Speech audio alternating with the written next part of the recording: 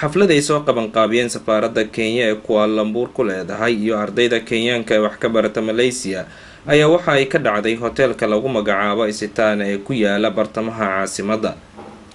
waxaana lagu casuumay safiiro kala duwan oo u fadhiya safaaradaha caalamka ee fadhigeedu yahay Kuala Lumpur. waxaana ka marnayn shacabka Kenyaanka ah iyo ardayda wax ka barata Malaysia. xafladda kadib ayaa safiirka Kenya u fadhiya Malaysia Safiir Samori oo la hadlay telefishinka caalamiga Universal ayaa shacabka reer Kenya wuxuu hawada u mariyay hambalyo ku aadan munaasabadda.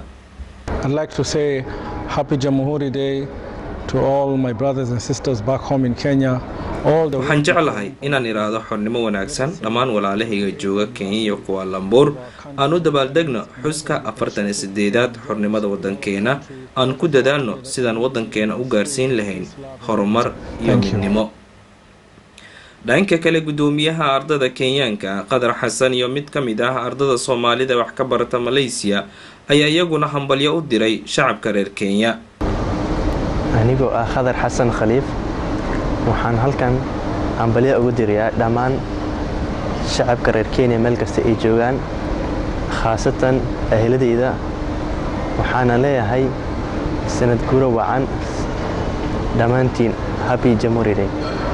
waxaan aad ugu faraxsanahay inaan ka soo qayb galo xafladan taasoo lagu maamuusayay sanad guuradii 48aad ee ka soo wareegatay xorriyadda dalka Kenya. waxaan aad ugu mahadcelinayaa asxaabteeda ee ugu casuumtay xafladan. waxaan kaloo leeyahay dhammaan shacabka reer Kenya happy Jamhuri Day, happy Independence Day. Thank you. Soomaaliya markii ay xornimadeeda heshay ayaa 3 sano kadib 1963 Kenyana waxay heshay xorriyadeeda iyadoo xorriyadu ay ka qaadatay gumaystihii Ingiriisiga. Kenya maanta waxaa ka jirta nabad iyo kala dambeyn, halka Soomaaliyana wali ay ka taagan tahay colaad iyo dhibaatooyin daba dheeraaday. Kenya ayaa waxay martigelisay Soomaali aad u fara badan kuwaasoo ganacsi iyo deegaan ahaanba u jooga gobolada kala duwan ee Kenya haba ugu badnaadeen caasimadda Nairobi ee Kenya. Saciid Cumar, Universal TV, Malaysia.